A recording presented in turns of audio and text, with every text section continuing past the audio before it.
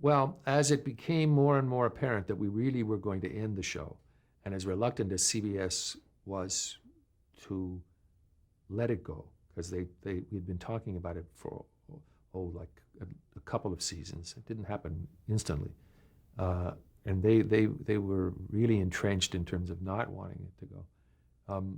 Finally, this became some sort of a compromise, a straw that they could grasp at. Well, how about if we bring some of the characters home, those who will agree to do it? I mean, several characters didn't want to do it. Several of the actors, certainly Alan and Mike Farrell, and it's not to demean the actors who said, yes, I will do it, but their careers and their stature and physicality as actors, being character people rather than stars, you know what I'm saying, there's a lot of factors in that sense that for some people the prospect is inviting, and for many others, no, they don't want to consider it at all. And Larry Gelbart was brought back in to do the show? Larry said yes, he would come back for an enormous amount of money. And once, because I had said no, I didn't want to do it either.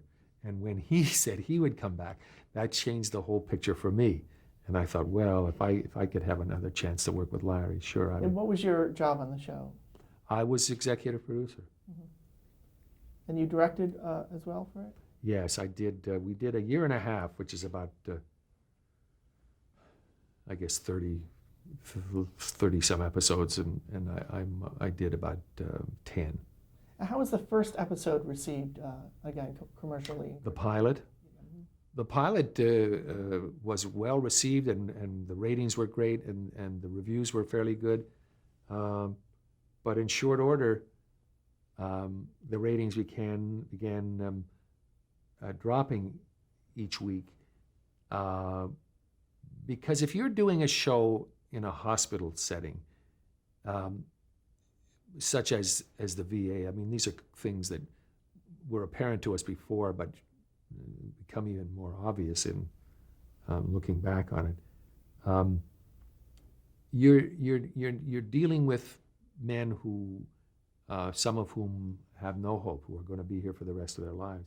Also, you're dealing with the lack of the war, so you don't have the theatricality, the energy of a war for which characters can rail at, which was the quintessential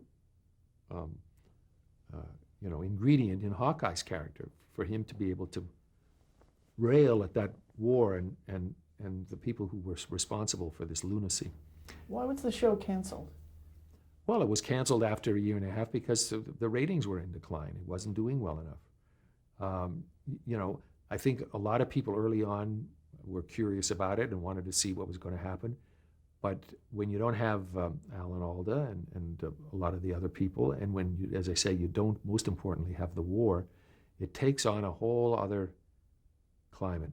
And we tried to, again, delve very extensively into the lives of the characters. We saw Potter's wife. We saw Klinger in his home life. Was there similar research involved as it was? Yes, a lot of research, sure. Yeah. But it